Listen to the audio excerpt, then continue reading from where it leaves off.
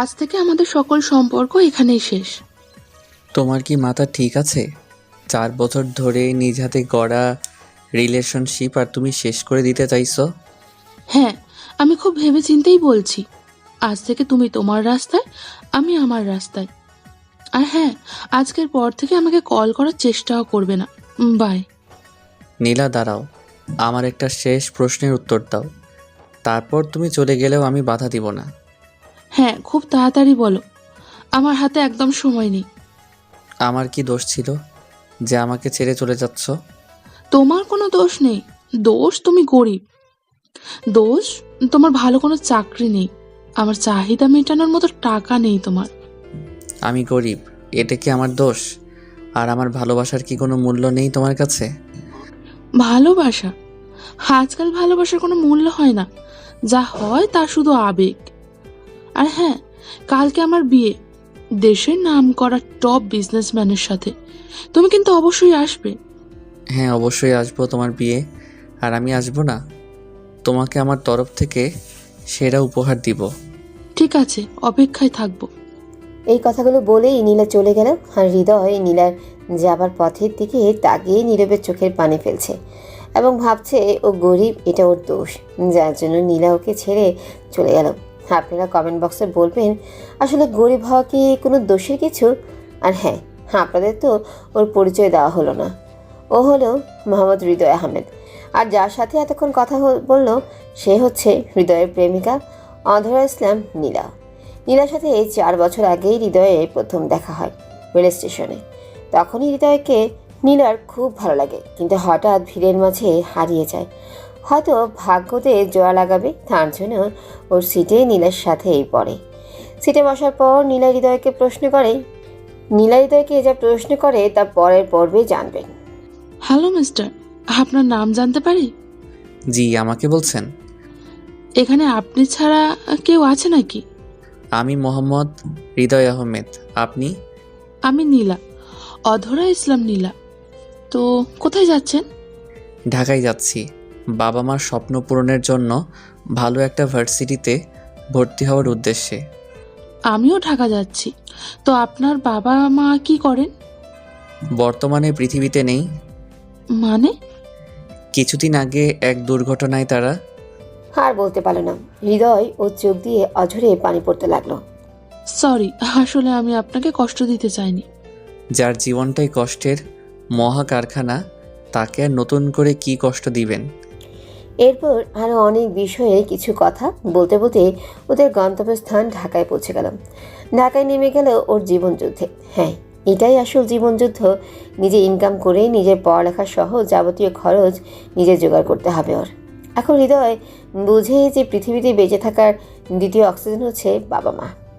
এসব কাহিনী কথা চিন্তা করে হাঁটছে, হঠাৎ পেছন থেকেই একজন ডাক দিল হৃদয় বলে।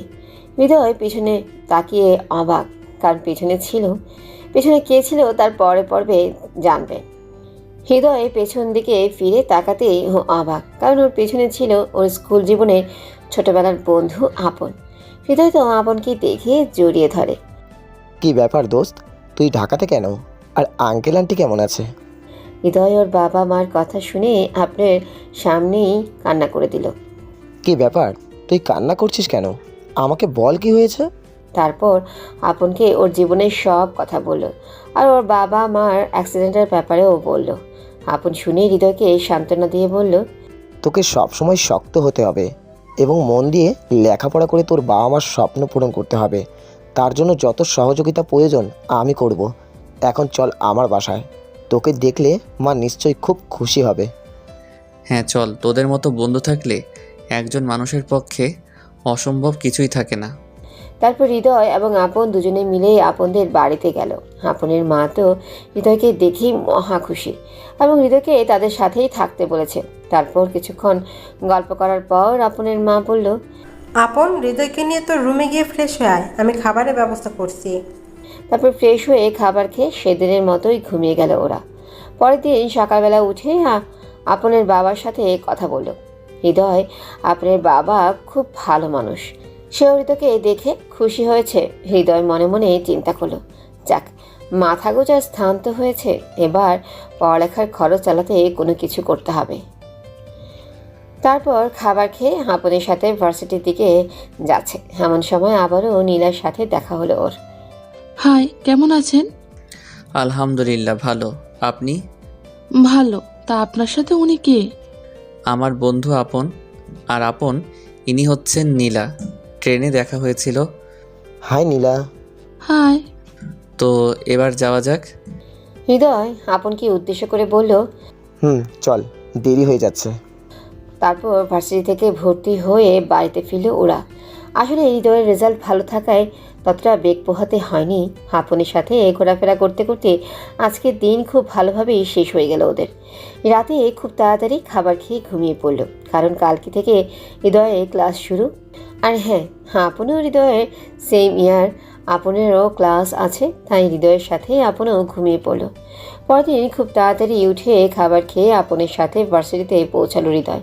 তারপর ক্লাসে ঢুকে আপনের সাথে বসে আছে এমন সময় পেছন থেকে কে যেন হৃদয়কে ডেকে উঠল। আপনি এখানে হৃদয় পেছনে তাকাতেই হতো আবারও 333 ভোল্টের শক খেলো, কারণ পেছনে ছিল নীলা। আপনি এখানে? কেন, আসতে মানা নাকি? তা হবে কেন? আগে কখনো দেখিনি তো, তাই জিজ্ঞাসা করলাম। আপনি কি এখনো আগে থেকেই পড়েন? হুম। তাহলে আপন আপনাকে চিনল না কেন? কে বলেছে চিনি নাই? এমনি না দেখার ভান করছে। তো মনোযোগ দিয়ে ক্লাস করেন। হৃদয় যাই হে কথা বলেই চলে গেল। নীলাও চলে গেল। অন্যদিকে হৃদয় দেখে আপন একটা মেয়ের সাথে কথা বলছে। ও তাদের কাছে গেল, শুনতে পেল, প্লিজ বাবু, রাগ করো না। কালকে হৃদয়ের সাথে ভার্সিটিতে আসছিলাম, তাই আর তোমার সাথে দেখা করতে পারিনি। কে হৃদয়? আর ভার্সিটিতে কেন? হৃদয় তাদের কাছে এগিয়ে আপন কিছু বলার আগেই ও বলল, জি আমি হৃদয়, আর কালকে আমার ভর্তির জন্যই এসেছিলাম। ও সরি আপন, আমার ভুল হয়ে গেছে। না সমস্যা নেই, হৃদয় তোর সাথে পরিচয় করিয়ে দিই। ও হচ্ছে হিমু, আমার জিএফ। হাই। আচ্ছা তাহলে আমি আপনাকে কি বলে ডাকবো, ভাবি নাকি আপু? কেন হিমু বলে ডাকবা?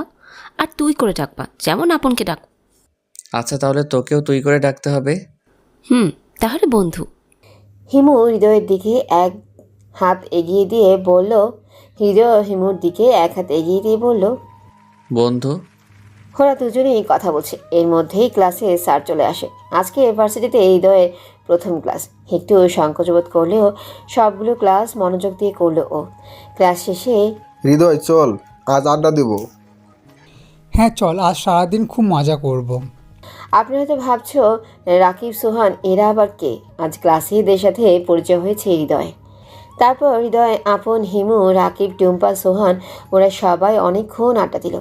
সন্ধ্যায় হৃদয় আর আপন ওদের সবাইকে বিদায় জানিয়ে বাড়িতে এসে খাওয়া দাওয়া শেষ করে ঘুমের রাজ্যে পাড়ি জমালো। এভাবে এই দিনগুলো বেশ ভালোইভাবেই চলছিল। ওর নীলার সাথে খুব ভালো সম্পর্ক হয়। আর হ্যাঁ, হৃদয় এখন আর আপনদের বাসায় থাকে না। আপনার বাবা মা হৃদয়কে যদিও যেতে দিতে চাইছিল না, তবুও ও নিজের বিবেকের কাছে হার মেনে ওদের বাড়ি থেকে চলে যায়। কোনোরকম 2টা টিউশনি জোগাড় করে ওর খরচ ও নিজে চালায়। এমন সময় হৃদয়ের ফোন বাজছে। ক্রিং ক্রিং। হ্যালো, আসসালামু আলাইকুম। নীলা সালামি উত্তর দিয়ে বলল, কোথায় তুমি? কেন, বাসায়। ভার্সিটিতে আসবে না? যাবো তো। ও আচ্ছা, তাড়াতাড়ি এসো, তোমার জন্য একটা সারপ্রাইজ আছে। কি সারপ্রাইজ? ওটা সিক্রেট, বলা যাবে না। যখন দিব তখন জানবে। এই কথা শেষ করেই নীলা ফোনটা কেটে দিল। আর হৃদয় কিছু না ভেবেই টিউশনিতে চলে গেল। টিউশনি শেষ করে সোজা ভার্সিটির দিকে রওনা দিল। ভার্সিটির সামনে গিয়ে ও দেখে নীলা নীল শাড়ি, নীল চুড়ি পরে নীল পরীর মতো দাঁড়িয়ে আছে। হৃদয় তো আবারও নীলার উপর ক্রাশ খেলো। কি ব্যাপার নীলপরি, এখানে কি করছেন? আপনি কি রাস্তা ভুলে দুনিয়াতে চলে আসছেন নাকি? কেন? তোমার জন্য অপেক্ষা করছি। আর হ্যাঁ, তোমার জন্য আমি দুনিয়াতে নেমে এসেছি। এখন ফাজলামি বাদ দিয়ে এটা পড়ে আসো। নীলা একটা ব্যাগ এগিয়ে দিয়ে হৃদয়কে বলল, আমি এখন এটা কোথায় চেঞ্জ করব? আমি কিছু শুনতে চাই না। অনলি 5 মিনিট সময় দিলাম। যা বাবা, মাত্র 5 মিনিট। হৃদয় আর কিছু না বলেই সেখান থেকে চলে গেল। ওখান থেকে সরে গিয়ে এদিক ওদিক তাকিয়ে দেখে একটা ক্লাসরুম পুরাই ফাঁকা। হৃদয় আর দেরি না করে ড্রেসটা চেঞ্জ করলো। আর আপনাদের তো বলাই হয়নি, ওই ব্যাগেই নীল পাঞ্জাবি ছিল। ওই নীল পরি, চলো কাজ শেষ।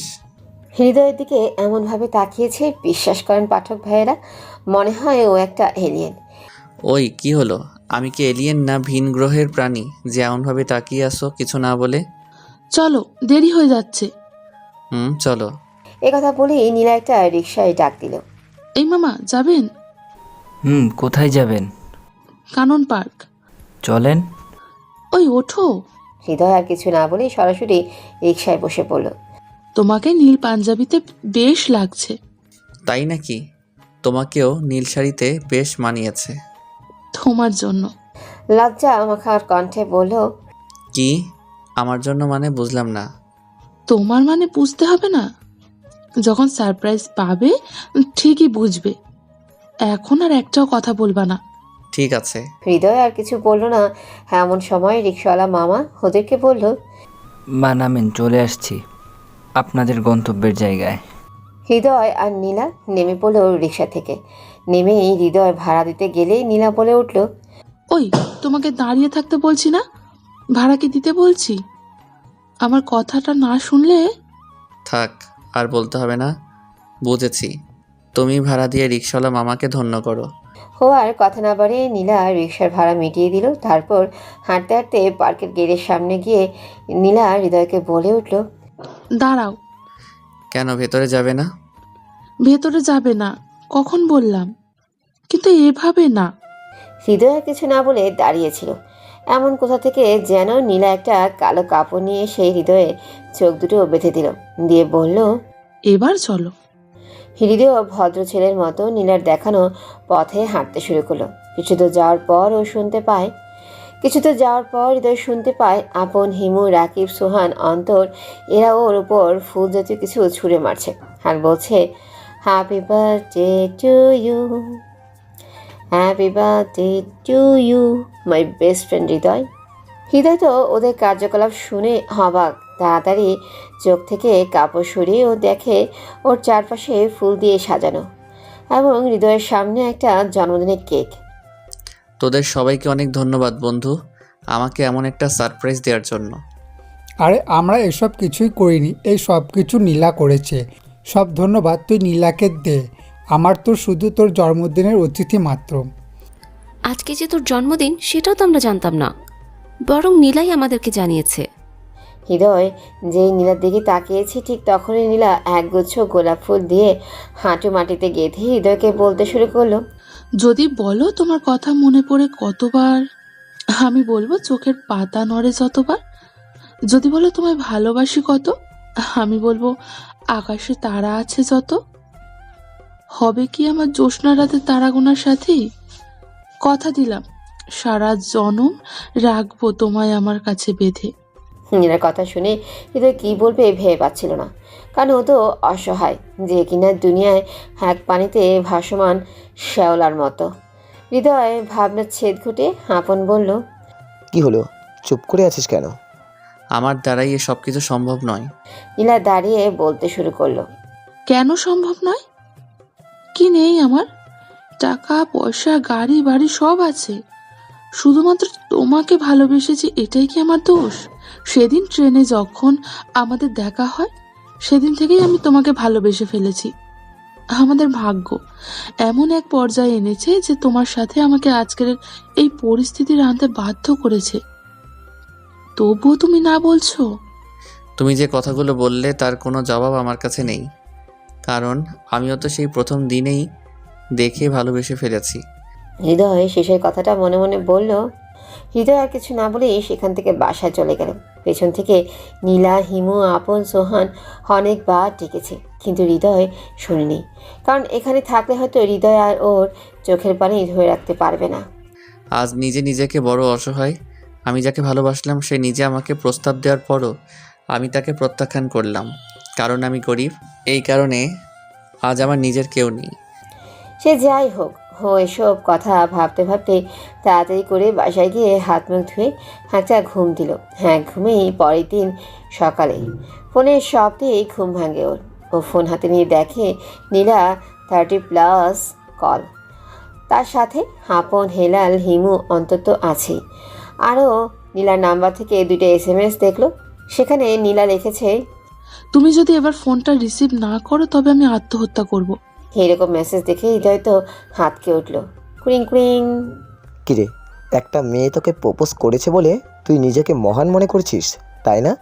আজ তোর জন্য নীলা মৃত্যুর সাথে পাঞ্জা লড়ছে। এসে দেখে যা তোর জন্য মেয়েটা আজ কিভাবে কষ্ট পাচ্ছে হাসপাতালের বেডে শুয়ে শুয়ে। আপনের কথা শুনে হৃদয়ের চোখের পানি যেন আর থামছেই না। হৃদয় কোনো কিছু আর না শুনে হাসপাতালের দিকে এমন দৌড় দিচ্ছে যেন পাগলা কুত্তাওকে তাড়া করেছে। হৃদয় সেখানে গিয়েই দেখতে পেল আপন, হিমু, সোহান, নীলার বাবা মা, ছোট ভাই বসে কান্না করছে। হৃদয়কে দেখে আপন তেড়ে এসেই নীলার রুমের সামনে নিয়ে গিয়ে বলল, দেখ, তোর জন্যই আজ নীলার এমন অবস্থা। হৃদয় কোনো কিছু না বলেই শুধু নীরবে চোখের পানি ফেলছে। তুই তো এটাই চেয়েছিলিস, তাই না? এতে কিছু বলতে যাবে ঠিক তখনই ডাক্তার বলতে শুরু করলো, এখানে নীলা নামের পেশেন্টের বাড়ির লোক কে আছেন? নীলার জ্ঞান ফিরেছে, আপনারা চাইলে ওর সাথে দেখা করতে পারেন। ডাক্তারের কথা শুনে আপন, হিমু, সোহান ও নীলার বাবা মা নীলার সাথে কথা বলার জন্য রুমে যায়। হৃদয় বাদে হৃদয় তো মনে মনে ভাবছে কোন মুখ নিয়ে ও নীলার সামনে যাবে। তাই ও আড়ালে দাঁড়িয়ে নীলাকে একবার চোখের দেখা দেখে বাসায় চলে গেল। বাসায় গিয়ে নামাজ আদায় করে মহান আল্লাহ পাকের দরবারে নীলার জন্য দোয়া করলো। অন্যদিকে নীলার জ্ঞান ফেরার পর হসপিটালে। মা, কি হয়েছে তোর? তুই কি আমাদের কথা একবারও ভাবলি না? সরি বাবা, আর কোনোদিন এসব করব না, ভুল হয়ে গেছে। ঠিক আছে মা, তুই তোর বন্ধুদের সঙ্গে রেস্ট নে, আমি আর তোর বাবা তোর খাবার ব্যবস্থা করছি। কথা বলে নীলার বাবা মা সেখান থেকে চলে গেল। তোর কি মাথা খারাপ নাকি? হুট করে মানুষ কি এসব চিন্তা মাথায় আনে? কি করব বলো, হৃদয়কে যে আমি আমার প্রাণের থেকেও বেশি ভালোবাসি। ও যখন আমাকে না বলে এবং পরে আমার ফোন রিসিভ না করে, তখন আমার মাথা কাজ করা সম্পূর্ণ বন্ধ হয়ে গিয়েছিল। কি করতে কি করে ফেলেছি আমি তা নিজেই জানি না। তাই বলে এত বড় সিদ্ধান্ত নিবি? দয়া করে আপনারা একটু বাইরে যান, ওনার এখন বিশ্রাম নেওয়া প্রয়োজন। ঠিক আছে ডাক্তার, নীলা আমরা এখন আসি, আবার পরে আসবো। ঠিক আছে, যা। আর হ্যাঁ, হৃদয়কে একটু আসতে বলবি, ওকে খুব দেখতে ইচ্ছে করছে। তারপরও তুই ওকেই দেখতে চাইছিস যে তোর নিজের জন্য দায়ী। আসলে মেয়েরা একটু হিংসুটে বেশি হয়, কি বলেন আপনারা? দেখছেন কিভাবে হৃদয়ের বদনাম করছে। হ্যাঁ, আমার মৃত্যু আসলেও আমার চোখ শুধু ওকেই দেখতে চাইবে। ও মা গো, ট্রু লাভ। আচ্ছা ঠিক আছে, বলুমনি। আর হ্যাঁ, এখন আমরা যাই, পরে আবার দেখা হবে। এই কথা বলেই আপন, হিমু, সোহান নীলার কাছ থেকে বিদায় নেয়। বিকেলবেলা। হ্যালো, হৃদয় কোথায়? তুই তাড়াতাড়ি ব্রিজে মাথায় মোড়টাতে চলে আয়, হসপিটালে যাব। না, আমি হসপিটালে যাব না। কেন, তুই কি চাস নীলা আবার বড় ধরনের কিছু করে বসুক? না, সেটা কোনো দিনও চাই না। আমিও নীলাকে অনেক ভালোবাসি, কিন্তু আমার অবস্থানের কথা চিন্তা করে ওর প্রস্তাবে রাজি হইনি। আরে পাগল, সেখানে নীলার সম্পর্কে খুশি, সেখানে তুই কেন এসব নিয়ে চিন্তা করছিস? ঠিক আছে নীলা যদি এ সম্পর্কে খুশি থাকে তবে আমার কোনো আপত্তি নেই। তাড়াতাড়ি মোড়ে আসি। আপন আর হিমু ওরাও চলে এসেছে। ঠিক আছে, তোরা 5 মিনিট অপেক্ষা কর, আমি 10 মিনিটে আসছি। 15 মিনিট পর। কিরে, এত দেরি হয় এতটুকু আসতে? হৃদয়ের দিকে তাকিয়ে কথাটা বলল আপন। ও মা হিরো, আপনি কি শুটিং স্পট ছেড়ে ভুল করে এখানে চলে এসেছেন নাকি? দয়া করে একটা অটোগ্রাফ দিন না প্লিজ। কি করে দিব, আমার কাছে তো কলম নেই। ওই ঢং বাদ দে, তাড়াতাড়ি চল, এমনিতেই অনেক দেরি হয়ে গেছে। চল। ওরা সবাই হসপিটালে গিয়ে দেখে নীলার মা নীলাকে খাবার জন্য জোর করছে, কিন্তু সে কোনো মতোই খাচ্ছে না। কিরে নীলা, খাবার খাচ্ছিস না কেন? এমনিতেই ভালো লাগছে না। তোমরা ভেতরে আসো, ওকে একটু বোঝাও তো, কখন থেকে কিছুই খাচ্ছে না। আমি ডক্টরের সাথে কথা বলে আসছি। ঠিক আছে আন্টি, আপনি যান, আমরা ওকে খাওয়াচ্ছি। এই কথা বলেই নীলার মা চলে গেল। আপন, হিমু, সোহান ভেতরে গিয়ে নীলাকে বলতে শুরু করলো, ওই তুই আর কত কষ্ট দিবি নিজেকে? খাবারটা তাড়াতাড়ি খেয়ে নে। হৃদয় আসেনি? না। নীলা হিমুর মুখ থেকে না শব্দটি শুনে উল্টো পাশে মুখ লুকিয়ে কান্না শুরু করে দিল। আর হৃদয় গিয়ে নীলার হাত ধরতেই আপন মনে করে বলতে শুরু করলো, আপন আমার হাত ছেড়ে দে। যার জন্য আমি এত কিছু করলাম তারই মন পেলাম না, আমার বেঁচে থেকে আর কিছু বলতে না দিয়ে। এই পাগলি, তুই আমাকে ছেড়ে চলে যাবি, আমার কি হবে ভেবে দেখেছিস একবারও? আর একবার এসব কথা বললে তো আমিও মরবো। এভাবে সারা জীবন আমার হাত ধরে রাখবে, কথা দাও। ঠিক আছে, কথা দিলাম, কিন্তু আমি তো গরিব। তো আমাকে নিয়ে রেস্টুরেন্টে যাওয়ার টাকা নাই? সমস্যা নেই, আমার রাস্তার খাবার খাবো।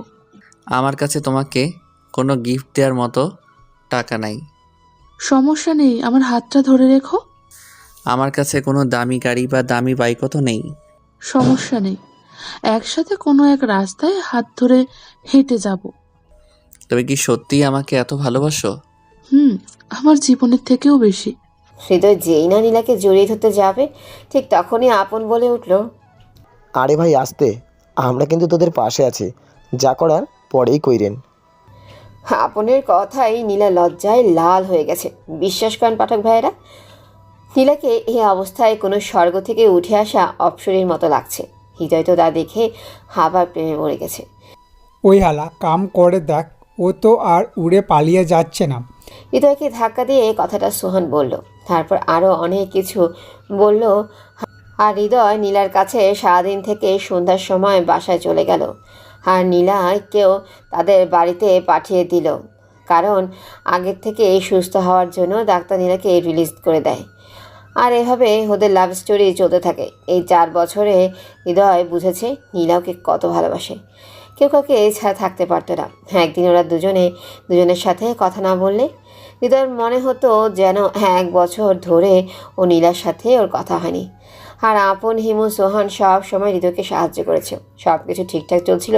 নীলার সাথে হাতে হাত রেখে ঘুরতে যাওয়া, ফুচকা খাওয়া, ওর সাথে রাত ভর কথা, চ্যাটিং করা, সব মিলে খুব ভালোভাবে ওদের দিন চলছিল। কিন্তু হঠাৎ একদিন নীলা হৃদয়কে অনেক ভোরে ফোন দেয়। হ্যালো, আসসালামু আলাইকুম। নীলার সালামে জবাব দিয়ে বলল, আজকে 10টায় গোল্ডেন রোজ গার্ডেনে দেখা করতে পারবে? খুব আর্জেন্ট দরকার আছে। ঠিক আছে, আমি সময় মতো চলে আসবো। হৃদয় আরও কিছু বলতে যাবে, ঠিক তখনই ফোনটা কেটে দিয়েছে। দেখেও তাড়াতাড়ি ঘুম থেকে উঠে ফ্রেশ হয়ে নীলার দেওয়ার ঠিকানাটা মোতাবেক গোল্ডেন রোজ গার্ডেনে গিয়ে দেখে নীলা হৃদয়ের জন্য আগে থেকে অপেক্ষা করছে। হৃদয় ওর মোবাইলটা বের করে দেখে 9:50 বাজে। দেখে তো ও অবাক, কারণ হচ্ছে গত 4 বছরে এই প্রথম নীলা আগে থেকে এই হৃদয়ের জন্য অপেক্ষা করছে। কি ব্যাপার, আজ সূর্য কোন দিকে উঠেছে? মজা করা বাদ দাও, আমি তোমাকে কিছু গুরুত্বপূর্ণ কথা বলবো, যার জন্য ডেকেছি। কথাগুলো বলে আমি চলে যাব। হ্যাঁ বলো, কি বলবে? আজ থেকে আমাদের সকল সম্পর্ক এখানেই শেষ। তারপরের সব ঘটনা তোমরা প্রথম পর্বে জেনেছ। এতক্ষণ তো 4 বছর থেকে ঘটে যাওয়া ঘটনাগুলো শুনলে। এবার বাস্তবে আসা যাক। দোকান থেকে 1 পাতা ঘুমের বড়ি ও 2 প্যাকেট সিগারেট নিয়ে হৃদয় বাসার উদ্দেশ্যে রওনা দিল। বাসায় গিয়ে হৃদয় একটা সিগারেট মুখে নিতেই ওর কাশি শুরু হলো। কিন্তু কী করবে, নীলাকে তো ওর ভুলে থাকতে হবে। আস্তে আস্তে ধোঁয়া উড়াচ্ছে, আর ওর মনে হচ্ছে যেন কষ্টগুলো সিগারেটের ধোঁয়ার সাথে বিলীন হয়ে যাচ্ছে। হৃদয় জীবনে কোনো দিন সিগারেটে হাত দিয়ে ছুঁয়েও দেখেনি, কিন্তু ওর কেন জানি আজ মনে হচ্ছে যে সিগারেট ওর বেঁচে থাকার একমাত্র সম্বল। হেঁকে হেঁকে সব শেষ করে 2টা ঘুমের বড়ি খেয়ে ঘুমিয়ে গেল ও। পরের দিন হৃদয় ঘুম থেকে ওঠার চেষ্টা করছে, কিন্তু উঠতেই পারছে না। কে যেন ওর হাত পা বেঁধে রেখেছে এরকম মনে হচ্ছে। খুব কষ্ট করে উঠে মোবাইলটা হাতে নিয়ে দেখে দুপুর 12টা বেজে গেছে। মোবাইলে কল লিস্টে গিয়ে নীলার নাম্বারে কিছু একটা ট্রাই করলো, কিন্তু নীলার বারবার ফোন কেটে দিচ্ছে এবং কিছুক্ষণ পর ফোনটা বন্ধ করে রাখলো। হৃদয় আর ফোন না দিয়ে ওর নিজের মনটাকে বুঝালো যে নীলা যদি অন্য কারোর সঙ্গে সুখে থাকে তবে ও কেন পারবে না। হৃদয় নীলাকে ওর নিজের মন থেকে সত্যিকার অর্থেই ভালোবাসে। ও সুখে থাকলে হৃদয় সুখে থাকবে। হয়তো মহান আল্লাহ তাআলা হৃদয়ের ভাগ্যে রাখেনি নীলাকে, কিন্তু নীলা সারা জীবন হৃদয়ের মনের কাঠগড়ায় আসামি হয়ে থাকবে। ও ওর নিজের মনকে বুঝ দিচ্ছে, আর চোখ দিয়ে অঝোর ঝর্ণা বয়ে চলেছে হৃদয়ের। থামার কোনো নামগন্ধই নেই।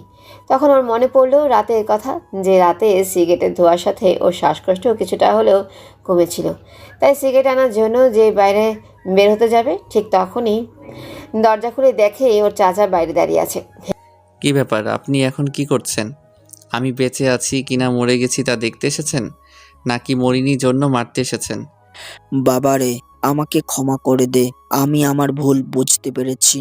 তাই তোর বাবার যত সম্পত্তি ছিল সব আমি তোর নামে করে দিয়েছি, তুই আমাকে ক্ষমা করে দে বাবা।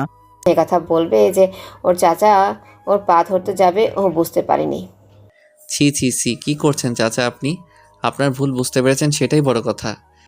হ্যাঁ রে বাবা, আমি তোর সঙ্গে খুব বড় অন্যায় করেছি, যার জন্য হয়তো মহান আল্লাহ তাআলা আমাকে এত বড় শাস্তি দিয়েছে। চাচা, আপনার কি হয়েছে? তোর বাবার সকল সম্পত্তি আমি চালাকি করে নিয়ে যেদিন তোকে বাড়ি থেকে বের করে দিয়েছি, তার কিছুদিন পর জানতে পারি যে আমার ব্লাড ক্যান্সার হয়েছে। আমি আর এই পৃথিবীতে কিছুদিনের অতিথি মাত্র। না চাচা, আমি আপনার কোনো কিচ্ছু হতে দিব না। আমি আপনাকে দরকার পড়লে সারা পৃথিবীর ভালো ভালো ডাক্তার নিয়ে এসে অপারেশন করাবো, তবু আমি আপনাকে মরতে দেব না। আমার হাতে আর সেই সময় নেই। চল, তোকে তোর সম্পত্তির সকল দায়িত্ব দিয়ে আমি শান্তিতে মরতে চাই। আপনি এসব কথা বলবেন না প্লিজ। ঠিক আছে, বলবো না, চল। তারপর হৃদয় আর কোনো কিছু না বলে বাইরে বের হয়ে দেখে ওর সবচেয়ে প্রিয় গাড়িটা। তারপর গাড়ির ভিতরে গিয়ে ও আর ওর চাচা বসলো, আর গাড়ি তার আপন গতিতে ছুটতে শুরু করলো। আর হ্যাঁ পাঠক পাঠিকা, তোমাদের তো বলাই হয়নি যে হৃদয় কিন্তু গরিব না। আসলে হৃদয়ের বাবা ছিল বাংলাদেশের একজন টপ বিজনেসম্যানের মধ্যে একজন। এটা শুধু গল্পে কেউ সিরিয়াসলি নেবেন না। আসলে ওর বাবার অ্যাক্সিডেন্টের পর সকল সম্পত্তি ওর চাচা আত্মসাৎ করে ওকে বাড়ি থেকে বের করে দেয়। তারপর তো তোমরা সবই জানো যে হৃদয়ের জীবনযুদ্ধ সম্পর্কে। তো যাই হোক, তোমাদের সাথে কথা বলতে বলতে হৃদয়রা ওর গন্তব্যস্থানে পৌঁছে গেছে। চাচা নামেন। হ্যাঁ। গাড়ি থেকে নেমে হৃদয় আর ওর চাচা ওদের ফ্যাক্টরির দিকে এগিয়ে চলল। তখন কিছু শ্রমিক হৃদয়ের দিকে এমনভাবে তাকিয়ে আছে যে হৃদয় যেন কোনো অজানা গ্রহের প্রাণী। ওর দিকে তোমাদের এইভাবে তাকিয়ে থাকার প্রয়োজন নেই। আজ থেকে এই এইচকেবি গ্রুপের একমাত্র উত্তরাধিকারী হচ্ছে মোহাম্মদ হৃদয় আহমেদ, আর আমি ঘোষণা করলাম আজ থেকে হৃদয় হচ্ছে তোমাদের নতুন এমডি। ওর চাচার কথা শুনে সকল শ্রমিকরা হৃদয়কে হাততালি দিয়ে স্বাগতম জানালো। হৃদয় যেই না ওর চাচার পা ধরে সালাম করতে যাবে, ঠিক সেই সময় ওর চাচা মাথা ঘুরে পড়ে যায়। চাচা কি হলো, আপনার কথা বলছেন না কেন? তারপর হৃদয়রা দুজন মিলে ধরাধরি করে ওর চাচাকে হসপিটালে নিয়ে যায়। চাচাকে দেখে ডাক্তাররা বলল, তা শুনে হৃদয়ের মাথায় আকাশ ভেঙে পড়ল। দেখুন মিস্টার হৃদয়, আপনার চাচার অনেক দিন থেকেই ব্লাড ক্যান্সার। আমাদের হাতে আর কোনো সময় নেই, আপনি আমাকে ক্ষমা করে দেবেন। আর হ্যাঁ, ওনার জ্ঞান ফিরেছে, আপনার সাথে তিনি কথা বলতে চান। হৃদয় আর দেরি না করে দৌড়ে ওর চাচার কেবিনের দিকে চলে গেল। হৃদয়কে দেখে ওর চাচা বলতে শুরু করলো, বাবারে, আমি জানি আমার আর বেশি সময় নেই, তোর হাতে আমি আমার সব দায়িত্ব তুলে দিয়ে গেলাম। বাবারে, আমি জানি আমার আর বেশি সময় নেই, হয়তো আমি তোর সাথে অনেক অন্যায় করেছিলাম, কিন্তু তুই আমাকে ক্ষমা না করলে কেউ আমাকে ক্ষমা করতে পারবে না। তোর বাবা খুব ভালো মানুষ ছিলেন, আমি যে তার বন্ধু ছিলাম সেটা কোনোদিনই মনে করেনি, বরং আমাকে তার নিজের ভাইয়ের মতো দেখতো। মৃত্যুর সময় তোর কাছে একটাই অনুরোধ, তুই আমাকে ক্ষমা করে দে। হৃদয় ওর চাচার কথা শুনে কেন যেন ওর খুব কষ্ট হচ্ছে। উনি হয়তো হৃদয়ের সাথে অন্যায় করেছিল, কিন্তু সে তো তার ভুল বুঝতে পেরেছে। হৃদয়ের উত্তর দেওয়া দেরি দেখে ওর চাচা আবার বলতে লাগলো, কি রে, কি হলো, কিছু বলছিস না কেন?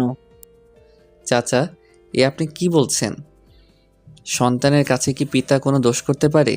যদিও আপনি আমার বাবার বন্ধু ছিলেন, কিন্তু আমি সবসময় আপনাকে আমার নিজের চাচা মনে করতাম। হৃদয়ের কথা শেষ হতে না হতেই পেছন থেকে কে যেন হাব্বু বলে চিৎকার করে উঠল। হৃদয় পেছনে তাকিয়ে তো হাবাক। ও পেছনে তাকিয়ে দেখে একটা মিষ্টি পরীর মতো মেয়ে দাঁড়িয়ে আছে। আসলে ওর নাম হচ্ছে জান্নাত, ওনার একমাত্র আদরের মেয়ে। ছোটবেলায় ওর মা মারা যাওয়ার পর সে বিদেশ যাওয়ার কারণে অনেক দিন দেখায়নি হৃদয়। জান্নাত ওর আব্বুকে দেখে বলতে শুরু করলো, আব্বু, তোমার কি হয়েছে? তুমি এভাবে শুয়ে আছো কেন? জান্নাত কান্না করতে করতে বলল, মারে, কারো বাবা মা চিরদিন বেঁচে থাকে না। তোর মা মারা যাওয়ার পর তোকে আমি অনেক কষ্ট করে কোলে পিঠে করে মানুষ করেছি। বাবা হৃদয়, তোর কাছে আমার একটাই অনুরোধ, আমি মারা যাওয়ার পর আমার মেয়েটাকে দেখে রাখবি, কথা দে। ওর চোখে কোনোদিনও পানি আসতে দিবি না। কথা দিলাম চাচা। অন্যদিকে জান্নাত কোনো কিছু না বলেই শুধু কান্না করছে। বাবা হৃদয়, আমি আর তোর বাবা তোদের ছোটবেলা থেকেই বিয়ে ঠিক করে রেখেছিলাম, কিন্তু এখন আমি তো আর বেঁচে থাকবো না, তাই জান্নাতেই আমি তোর হাতে তুলে দিলাম। হৃদয়ের চাচা এই কথা বলতে না বলতেই শেষ নিঃশ্বাস ত্যাগ করে। হৃদয় ডাক্তারকে ডাক দিলে ডাক্তার এসে তাকে মৃত ঘোষণা করে। চাচার মৃত্যুর খবর শুনে হৃদয়ের বুকটা কষ্টে ফেটে যাচ্ছে। না চাইতে ওর চোখ দিয়ে পানি ধরে রাখতে পারছে না। আর অন্যদিকে তো জান্নাতকে কোনোভাবেই সামলানো যাচ্ছে না। তারপরে হৃদয় ওর চাচার জানাজা করে দাফন সম্পন্ন করে বাসার দিকে যাচ্ছে। পথে আজান হওয়ার কারণে নামাজ পড়ে বাড়িতে গিয়ে দেখে জান্নাত এখনও কান্না করছে। হৃদয় গিয়ে জান্নাতের কাঁধের উপর হাত রাখতে জান্নাত চমকে ওঠে। তারপর হৃদয় বলতে শুরু করলো, কারো বাবা আবার কারো মা, অথবা কারো বাবা মাকে একসাথে নিয়ে মহান আল্লাহ তাদের পরীক্ষা করেন। তোমাকে কিছু বলে সান্ত্বনা দেওয়ার ভাষা আমার নেই, তবু বলছি যে চলে গেছে তার জন্য কান্না করে লাভ নেই। তোমার চোখের পানি তার কাছে পৌঁছাবে না, বরং তুমি যদি নামাজ আদায় করে তার জন্য দোয়া করো, তবে তার আত্মা শান্তি পাবে। আজান হয়ে গেছে, অজু করে নামাজ আদায় করে নাও। হৃদয় কথাগুলো শুনে জান্নাত মন দিয়ে কি যেন চিন্তা করলো। তারপর চোখ দুটো কোনো রকম মুছে বাথরুমে চলে গেল, হয়তো হুজু করতে। কিছুক্ষণ পর হৃদয় দেখে জান্নাত একটি জায়নামাজ নিয়ে মাটিতে বিছিয়ে নামাজ পড়তে শুরু করলো। আর এদিকে হৃদয় নীলার কথা প্রায় ভুলেই গেছে। নীলার কথা ওর মনে পড়লে মনটা খুব খারাপ হয়ে যায়।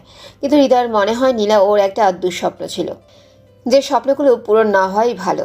হৃদয়ের ভাবনা ছেদ ঘটিয়ে জান্নাত বলল, আমার না খুব ক্ষুধা পেয়েছে।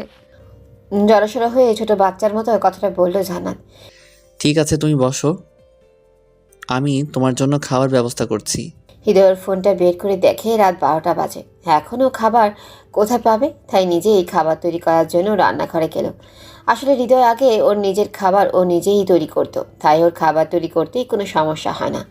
হৃদয় কোনো রকম কিছু খাবার বানিয়ে টেবিলে রেখে জান্নাতকে ডাকতে চায়। গিয়ে দেখে জান্নাত ঘুমাচ্ছে।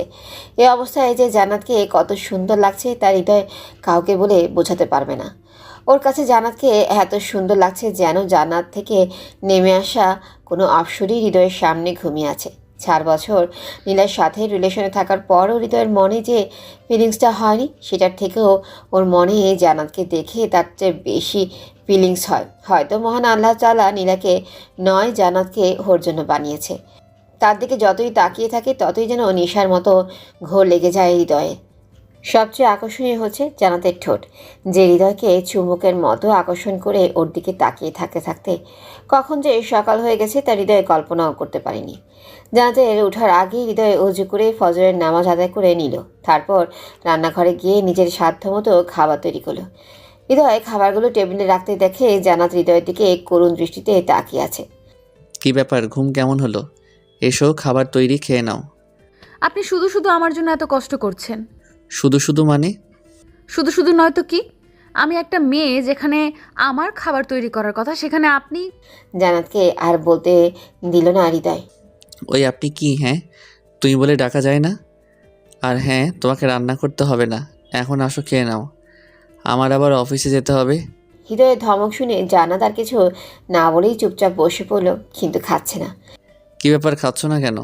হৃদয় কথাটা বলে জান্নাতের চোখ দিয়ে তাকালো। তাকিয়ে দেখে জান্নাত কান্না করছে। এই তুমি কান্না করছো কেন? খাবার পছন্দ হয়নি? না, সেটা না, আব্বুর কথা খুব মনে পড়ছে। আব্বু আমাকে সব সময় খাইয়ে দিত, এখন তো আর তিনি নেই, তাই খাবার সময় তার কথা খুব মনে পড়ছে। ও এই ব্যাপার, এদিকে এসো, আমি খাইয়ে দিচ্ছি।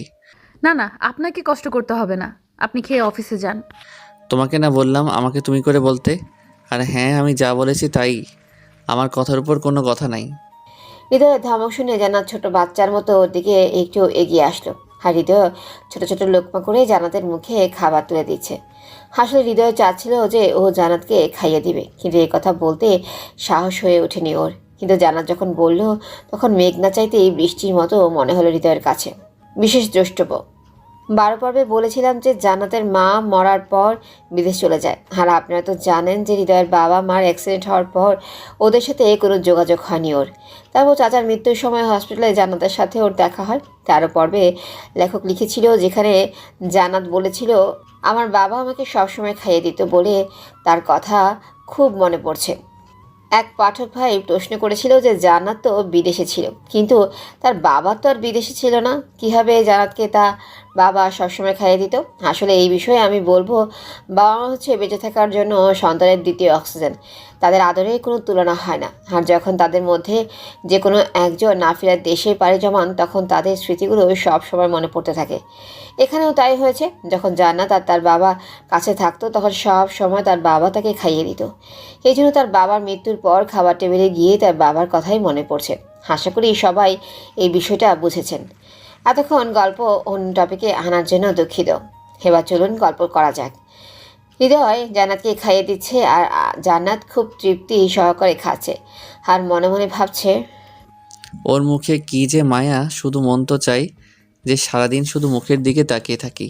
তারপর এসব ভাবতে ভাবতে খাওয়া দাওয়া শেষ করে অফিসের দিকে চলে গেল। যদিও অফিসে পুরাতন কর্মচারীরা প্রায় সবাই হৃদয়কে চিনে, তবুও ও নিজেকে এক নতুন আঙ্গিকে তৈরি করলো। তারপর জান্নাত থেকে বিদায় নিয়ে অফিসের দিকে রওনা দিল। গাড়িটা নিয়ে অফিসের সামনে গিয়ে দাঁড়ালো আর অবাক হলো। আসলে অফিসের গেটের সামনে গিয়ে হর্ন দেওয়ার সাথে সাথে দারোয়ান দরজা খুলে দেয়। হৃদয় ভেতরে তাকিয়ে দেখে অফিসের সকল স্টাফেরা ফুল নিয়ে দাঁড়িয়ে আছে আর অফিসটাও খুব ভালো করে সাজানো হয়েছে। আর হৃদয় গাড়ি থেকে নামতেই সবাই ফুল দিয়ে শুভেচ্ছা জানালো হৃদয়কে। সবার সাথে এই শুভেচ্ছা বিনিময় শেষে ও ওর কেবিনে ঢুকতেই ওর আগের সব কিছুই মনে পড়তে শুরু করলো। আসলে এই কোম্পানিটা হৃদয়ের আব্বু খুব যত্ন করে সাজিয়েছিল, কিন্তু ওর আব্বু আম্মুর অ্যাক্সিডেন্টের পর চাচা মানের জান্নাতের আব্বু নকল কাগজ দেখিয়ে ওকে বাড়ি থেকে বের করে দেয়। তারপর সব ঘটনা তো আপনারা সবাই জানেনই। এসব ঘটনা মনে পড়তেই ওর নিজের অজান্তেই চোখের কোণে বেয়ে পানি পড়ছে। ম্যানেজারের কথায় আবারও বাস্তবে ফিরে এলো। বাবা হৃদয়, আমি জানতাম তুমি আসবেই। এই HKB ইন্ডাস্ট্রিজ তোমার আব্বু নিজ হাতে গড়ে রেখে গেছেন, আর সেটা অন্য কেউ অন্যায়ভাবে দখল করবে, সেটা মহান আল্লাহ তাআলা কোনোদিন মেনে নেবেন না। আসলে আঙ্কেল, মানুষের কপালে মহান আল্লাহ তাআলা তার জন্মের সময় সব কিছু লিখে দেন। আমার কপালে যা লিখেছিলেন তাই হয়েছে। আসলে আগের কথাগুলো মনে করে আর কষ্ট বাড়াতে চাই না। যা হবার তা হবেই। আসলে আমি তোমাকে পরীক্ষা করার জন্য এই কথাগুলো বললাম। তুমি আমার পরীক্ষায় ফুল নাম্বার পেয়েছো। তুমি কোম্পানির বস হওয়ার যোগ্যতা রাখো। আপনারা সবাই আমার পাশে থাকলে এবং আমার জন্য মন ভরে দোয়া করলে আমার কাছে কোনো কাজই কঠিন মনে হবে না। এখন তুমি কাজ করো, কোনো সমস্যা হলে আমাকে ডাক দিও। সে কথা বলে ম্যানেজার চলে গেল আর হৃদয় ওর নিজের মতো করে কাজ করতে শুরু করলো। সারাদিন কাজ শেষে বাড়ি থেকে রওনা দিল। আসলে আজ প্রথম দিন ছিল, তাই কাজ বুঝতে বুঝতে দিন পার হয়ে গেছে ওর। হঠাৎই রাস্তার পাশে লক্ষ্য করে দেখে দুজন বাচ্চা ছেলে রাস্তার পাশে শুয়ে কাতরাচ্ছে। দেখে হৃদয় তাড়াতাড়ি গাড়ি থেকে পানির বোতল বের করে নিয়ে তাদের সামনে গিয়ে বলে, কি ব্যাপার, তোমরা এইভাবে শুয়ে আছো কেন? নাও পানি খাও। দুজনে পাগলের মতো পানি খেতে লাগলো। তোমাদের নাম কি আর কেন এভাবে রাস্তার পাশে শুয়ে আছো? আমার নাম ইয়াসিন এবং ওর নাম হচ্ছে আকিবুল। আজকে প্রয়োজনের তুলনায় কম ভিক্ষা পাবার জন্য আমাদের বাইর কইরা দিচ্ছে। কি তোমাদেরকে দিয়ে ভিক্ষা করানো হয়? হ্যাঁ স্যার, যেদিন ভিক্ষা কম পাই সেদিনকে খাবার দেয় না, রাইতে থাকতে দেয় না। ওই এতিমখানায় যে দেখাশোনা করে ওই লোকটি খুব খারাপ। ওদের কথা শুনে হৃদয় যতটুকু বুঝলো ওরা এতিমখানায় থাকে। কি বলছো তোমরা? তোমরা যে এতিমখানায় থাকো তার নাম কি? না স্যার, কইতে পারবো না। ওরা জানলে পরে আমাদেরকে খুব মারবে। তোমরা এটা নিয়ে চিন্তা করো না, তোমরা শুধু ওই এতিমখানার নাম বলো। তোমাদের কথা কেউ জানতে পারবে না। ঠিক আছে স্যার, কইতাছি। তারপর ওরা যা বলল তা শুনে হৃদয়ের মাথায় আকাশ ভেঙে পড়ার মতো অবস্থা। আমরা যে এতিমখানায় থাকি তার নাম হচ্ছে HKB আহমেদ শিশু সনদ এতিমখানা। ওদের মুখ থেকে এই এতিমখানার নাম শুনে হৃদয়ের মাথার উপর আকাশ ভেঙে পড়ল। কারণ হচ্ছে এতিমখানাটা ওর আব্বুর প্রতিষ্ঠা করেছিল, আর যাদের দায়িত্ব দিয়েছিল তারা যে এরকম কাজ করবে তা হৃদয়ের ছিলেন। কি বলছো তোমরা? চলো আমার সাথে দেখি কে তোমাদের দিয়ে ভিক্ষা করায়। আজ তাকে উচিত শিক্ষা দেব। না স্যার, আমরা যেতে পারবো না। ওরা যদি জানে যে আমরা আপনাকে এসব বলেছি তাহলে আমাদেরকে আর খেতে দেবে না, আর থাকতে দেবে না ওখানে। তোমরা কোনো চিন্তা করো না, দেখো আমি কি করি। ওরা থাকে সেখানে নাকি তোমরা সেখানে থাকো সেটা পরে দেখবে। হৃদয় একথা বলেই আকিবুল এবং ইয়াসিনকে গাড়িতে তুলে এতিমখানার দিকে চলল। অন্যদিকে জানাত বসে বসে শুধু হৃদয়ের কথাই ভাবছে। সে সকালের কথাগুলো মনে করে একা একাই মিটমিটিয়ে হাসছে, যে সকালে তাকে হৃদয় কত পরম যত্নে খাইয়ে দিয়েছে। হৃদয় আসছে না দেখে সে বারবার ফোন হাতে নিয়ে হৃদয়কে ফোন করার পরিকল্পনা করে, কিন্তু কোনো এক অজানা টানে সে কল দিতে পারে না। সে মনে মনে বলছে, কি ব্যাপার, এখনো হৃদয় আসছে না কেন? ওকে ছাড়া তো আমার ভালো লাগছে না। তাহলে কি আমি ওকে ভালোবেসে ফেললাম? না না, এ কি ভাবছি আমি? এসব নিয়ে চিন্তা করতে থাকে জান্নাত। এসব নিয়ে যেন ওর দ্বিধাদ্বন্দ্বের শেষ নেই। অপরদিকে হৃদয় ইয়াসিন আর আকিবুলকে সাথে নিয়ে এতিমখানার সামনে পৌঁছে যায়। তোমাদের কি বলেছি মনে আছে তো? হ্যাঁ স্যার, খুব ভালো করে মনে আছে। তাহলে তোমরা যাও, আমি যা বলেছি তাই করো। তারপর ওরা হৃদয়ের কথা অনুযায়ী এতিমখানার ভিতরে গেলে এতিমখানার খাদেম বলতে শুরু করলো, কিরে, তোদের সাহস তো কম না? আমি তোদের বের করে দেওয়া সত্ত্বই তোরা কার হুকুমে এখানে এসেছিস? হৃদয় পেছন থেকে বলে উঠল, আমার হুকুমে? ওই তুই হুকুম দে আর কি? রুবেল, লাঠিটা নিয়ে আয় তো। আজ ওদের বুঝিয়ে দে যে আমার ওপর হুকুমদারি করার ফল কি। হৃদয় কিছুক্ষণ ওদের সামনেই জোরে জোরে হাসলো এবং বলল, কি তোরা আমাকে মারবি? এই HKB আহমেদকে মারবি? তোদের তো সাহসের প্রশংসা করতে হয়। এদের মুখ থেকে HKB আহমেদ শুনে সবাই চমকে যায়। স্যার, আমাকে মাফ করে দিন, আমার ভুল হয়ে গেছে। এরকম কাজ আমি আর জীবনেও করব না। তোদের ভুল ক্ষমার অযোগ্য। আমার আব্বু এই এতিম ছেলেদের দেখাশোনার জন্য তোকে নিযুক্ত করেছিল, কিন্তু তুই তাদের দিয়ে ভিক্ষা করাস। হৃদয়ের কথা বলা শেষ হতে না হতেই পুলিশ আসে। ওকে এমন শাস্তি দিবেন যাতে সারা জীবন মনে রাখে। আপনি কোনো চিন্তা করবেন না। এ কথা বলেই পুলিশ খাদেমকে ধরে নিয়ে যায়। কাল থেকে তোমাদের নতুন খাদেম আসবে, আর হ্যাঁ, আমি তোমাদের প্রতি সপ্তাহে এসে দেখে যাব। ঠিক আছে, আর আপনাকে অনেক ধন্যবাদ। আর হৃদয় এতিমখানার সবার কাছ থেকে বিদায় নিয়ে বাসার দিকে চলল। যাওয়ার সময় জানাতের জন্য কিছু আইসক্রিম নিল। বাসায় গিয়ে কলিং বেল চাপ দেওয়ার সাথে সাথেই ও দেখে জানাত দরজা খুলে হৃদয়কে জড়িয়ে ধরে কান্না করতে থাকে। কি ব্যাপার, কান্না করছো কেন? জানাত কিছু না বলে এই কান্নার গতি আরো বাড়িয়ে দেয়। আরে কি হয়েছে বলবে তো নাকি? অফিস থেকে ফিরতে কি এত লেট হয়? আমার চিন্তা হয় না বুঝি? কান্নার স্বরে হাতুড়ি গলায় বলল জানাত, আমার জন্য এত চিন্তা হয় বুঝি? আমি তোমার কে যে আমার জন্য চিন্তা করবে? জানাত হৃদয়ের কথা শুনে লজ্জা মাখা কণ্ঠে বলল, জানি না। তাই নাকি? তাহলে কালকে থেকে আরো দেরিতে আসবো, তুমি ঘুমিয়ে পড়বে। আমার কাছে এক্সট্রা চাবি আছে, সেটা দিয়ে ভিতরে চলে আসবো। আর হ্যাঁ, কালকে আমার জন্য তোমাকে চিন্তা করতে হবে না। কালকে দেরি করে আসলে তোর পা ভেঙে হাতে ধরিয়ে দিব। ও মা, তুমি কি জান্নাত নাকি জান্নাত রূপে কোনো ডাইনি? কি? আমাকে ডাইনি ডাকা? আজকে তোকে মজা দেখাচ্ছি, তোর ঘাড় মটকাবো আমি। এই কথা বলে যেই জানাত হৃদয়কে ধরতে আসবে ঠিক তখনই জানাতকে কোলে তুলে নিল হৃদয়। এই, আমাকে কোল থেকে নামা।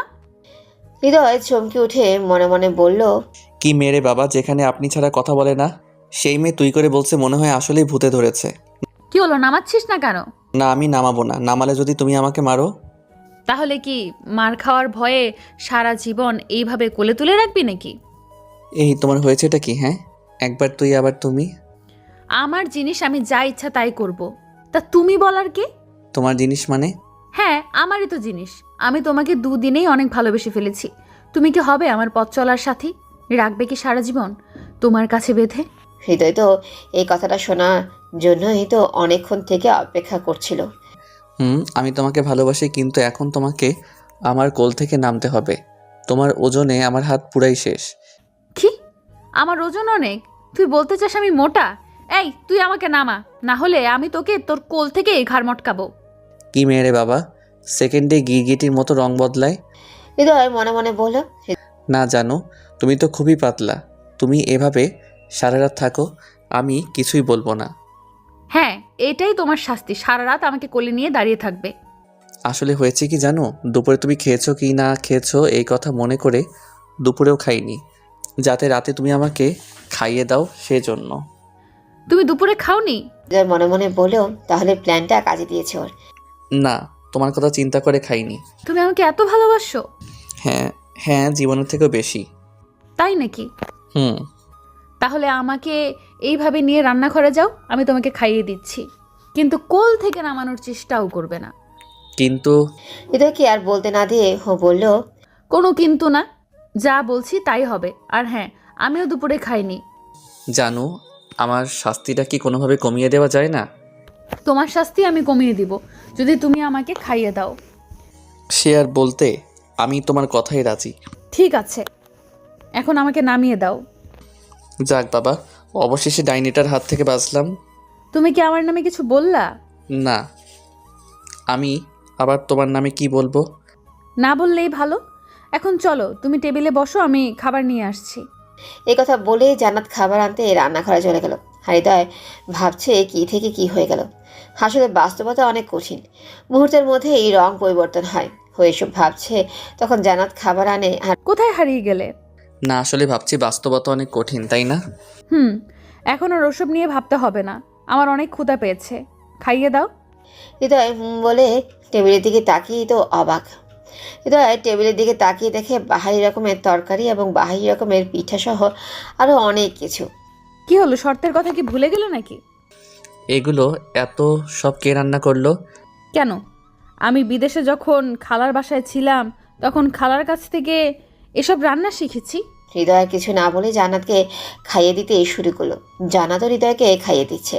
বিশ্বাস করেন পাঠক ভাইরা, খাবারগুলো অনেক টেস্ট হয়েছে। যদি আপনার খেয়ে দেখতেন তাহলে বুঝতেন। খুব তো বড় বড় কথা বলছিস, আমার গল্পে এসে জীবনে কোনোদিন প্রেমই করতে পারলি না, আর প্রেমিকার হাতে খাওয়া তো দূরের কথা, আবার পাঠক ভাইদেরকেও বলছি ওরা যদি খাবার খেয়ে দেখতো তাহলে খাবারের টেস্ট তারা বুঝতো। আরে লেখক ভাই, গল্পে যখন নায়ক বানিয়েছিনি তখন পাঠকদের সাথে একটু মজা করা লাগবে না? আর হ্যাঁ, সম্মানিত পাঠক ভাইরা, আপনাদের সবাইকে আমার বাসায় দাওয়াত রইল, সবাই মনে করে আসবেন কিন্তু। এই, তুমি কার সাথে কথা বলছো? না মানে কারোর সাথে না, তুমি খাও। হ্যাঁ, তুমিও নাও। তারপর খাওয়া দাওয়া শেষ করে হৃদয় জান্নাতকে বলল, যাও তাড়াতাড়ি ঘুমিয়ে পড়ো, কাল তোমাকে নিয়ে এক জায়গায় ঘুরতে যাব। চলো। এ কথা বলেই হৃদয় ওর রুমে চলে গেল, আর জান্নাত জান্নাতের রুমে। কিছুক্ষণ পর হৃদয় দরজা খোলো। দরজায় ধাক্কা দিয়ে জান্নাত বলল, কি হয়েছে, এভাবে দরজা ধাক্কাধাক্কি করছো কেন? তুমি তাড়াতাড়ি দরজা খোলো, আমি খুব ভয় পাচ্ছি। হৃদয় গিয়ে ওর রুমের দরজা খুলতেই জান্নাত বলতে শুরু করলো, আমার খুব ভয় করছে একা একা থাকতে। ভয় কিসের ভয়?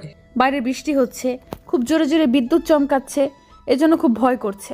আমি আজকে তোমার সাথে থাকবো। কি আমার সাথে? এ কথা বলেই জান্নাত হৃদয়ে বিছানায় শুয়ে পড়ল। কি তুমি আমার বিছানায় শুয়ে পড়লে আমি কোথায় ঘুমাবো? কেন, আমার পাশে?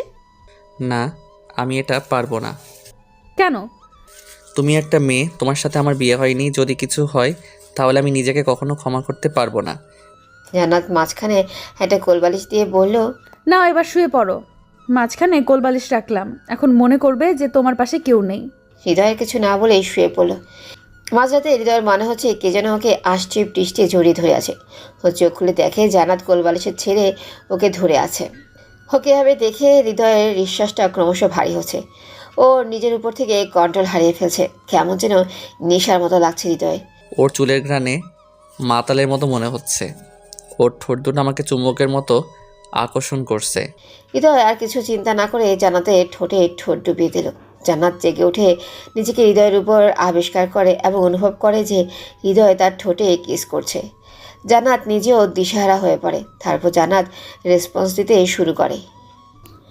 জান্নাতের রেসপন্স পেয়ে হৃদয় আরও পাগলের মতো হয়ে গেল, কিন্তু পরক্ষণে হৃদয় জান্নাতকে ছেড়ে দেয় আর অন্য রুমে চলে যায়। কারণ হৃদয় চায় না ভালোবাসা নামক কোনো পবিত্র বন্ধনে কুৎসিত ছায়া পড়ুক। হৃদয় জান্নাতকে ভালোবাসে, আর যদিও নিজের পাগলামির বশে জান্নাতের সাথে কোনো খারাপ কিছু করে বসত, তাহলে হৃদয় নিজেকে কখনোই ক্ষমা করতে পারত না। প্রিয় পাঠক ও ভাই ও বোনেরা, আপনাদেরকে বলছি ভালোবাসা হচ্ছে একটা পবিত্র বন্ধন।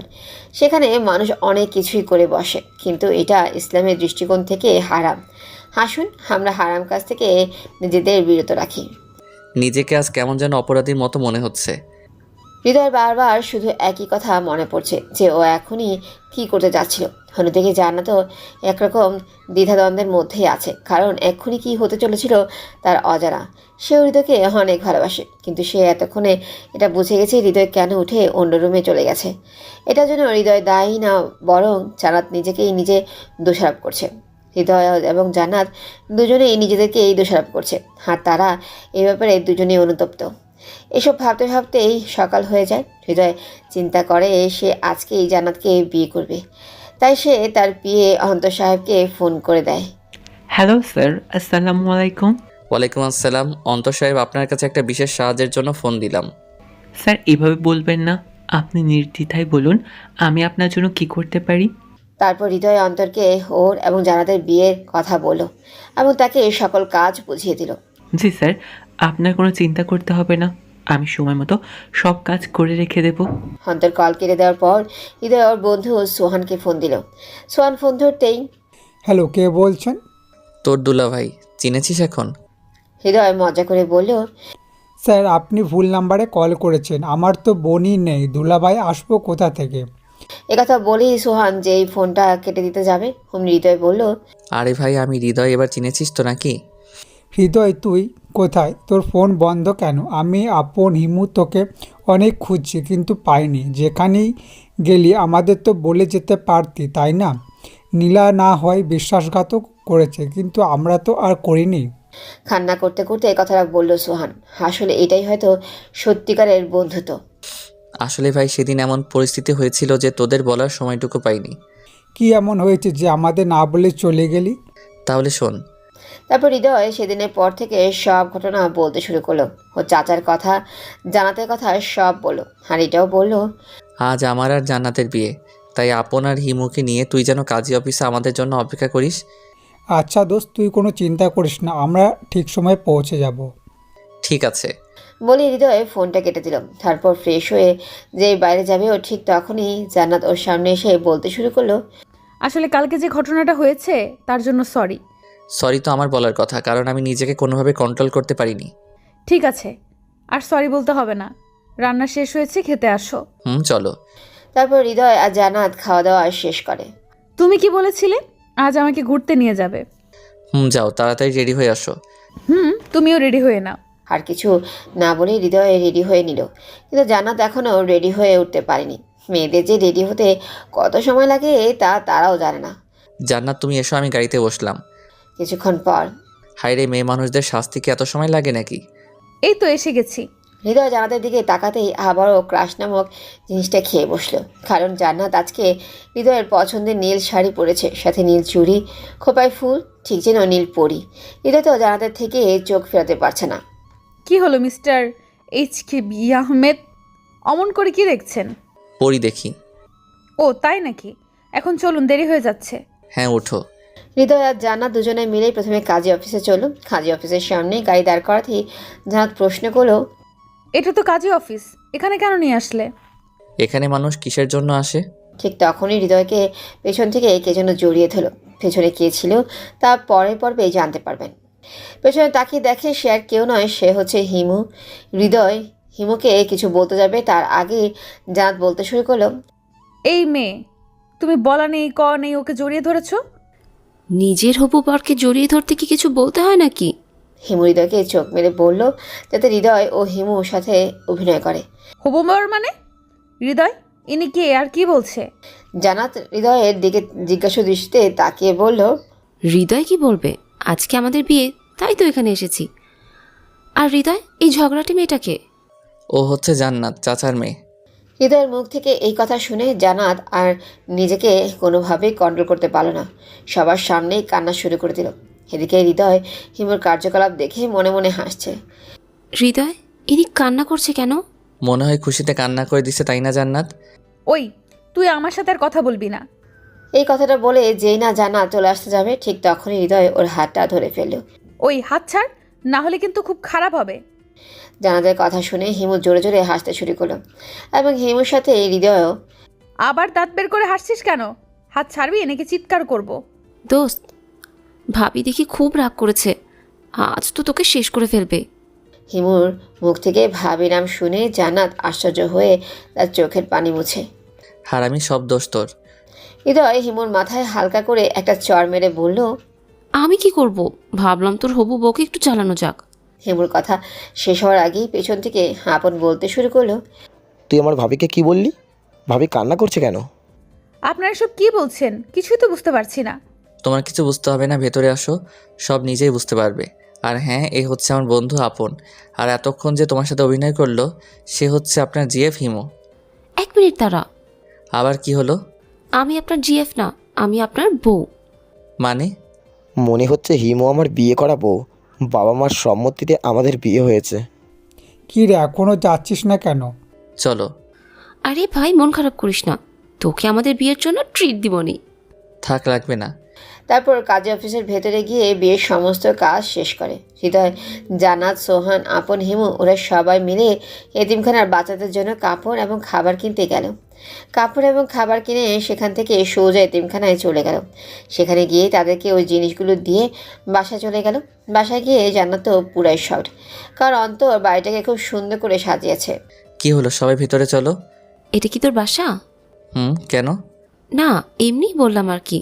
তারপর সবাই বাড়ির ভেতরে গিয়ে তো আরও অবাক, কারণ বাইরের চেয়ে ভেতরে আরও সুন্দর করে সাজানো হয়েছে।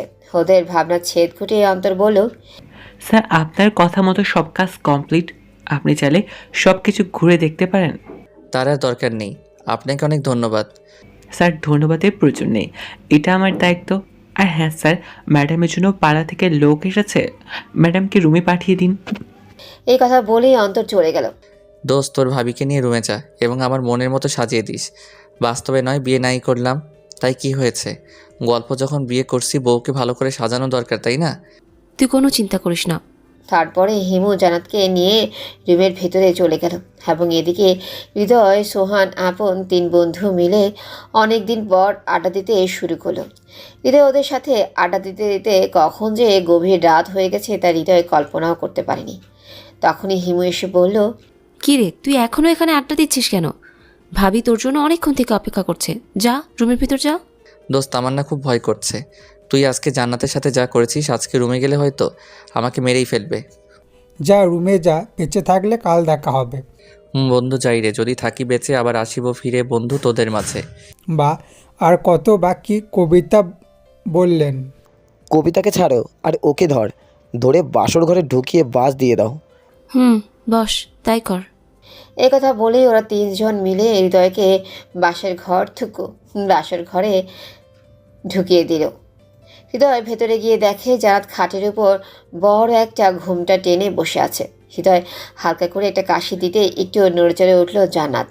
এদিকে হৃদয় মনে মনে ভাবছে, কিন্তু আমি তো শুনেছিলাম বাসর ঘরে বউ নাকি স্বামীর পা ছুঁয়ে সালাম করে, কিন্তু জান্নাত তো সালাম করা তো দূরের কথা, কাছেই আসছে না। হৃদয় আবার কাশি দিল। এবার জান্নাত নিজের ঘোমটাটা খানিকটা তুলে হৃদয়ের দিকে এগোতে লাগলো। জান্নাত হৃদয়ের দিকে এগিয়ে দেখে হৃদয় তো ভয়ে পুরো শেষ, কিন্তু সব ভাবনার অবসান ঘটিয়ে জান্নাত হৃদয়ের পায়ে হাত দিয়ে সালাম করলো এবং বলল, আসো আমরা 2 রাকাত নফল নামাজের মাধ্যমে আমাদের বিবাহিত জীবনের সূচনা করি। চলো। তারপর দুজনেই অজু করে এসে মহান আল্লাহ তাআলার দরবারে 2 রাকাত নফল নামাজ আদায় করে নিল। কালকে যা করতে পারিনি আজ তা করে দেখাবো। তো না করলো কে? এ কথা বলেই জান্নাত নিজেই হৃদয়ের উপর ঝাঁপিয়ে পড়ল। আর তারপরে কি হলো সব ইতিহাসের পাতায় লেখা আছে।